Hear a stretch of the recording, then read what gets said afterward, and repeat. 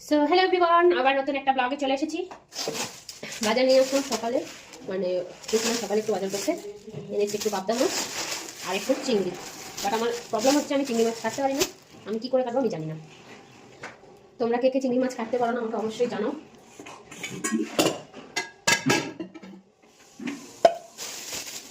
এখানে পাবদা মাছ বেশি দাম, 4টে পাবদা মাছ 100 টাকা দিয়ে নিয়েছি। আমাদের ওখানে পাবদা মাছ 7টা পাবদা মাছ 100 টাকা, আর এখানে 4টে পাবদা মাছ নিয়েছে পুরো 100 টাকা। আর নিয়েছি চিংড়ি মাছ।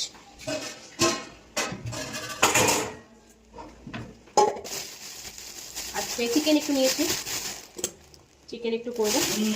এই চিংড়িটার জন্য আমি সকালে একটা লাউ এনেছি, এই লাউ দিয়ে চিংড়ি দিয়ে করবো। চিংড়িটা বেশি আমার খুব পছন্দের, বাট আমি অনেকদিন থেকে খাইনি।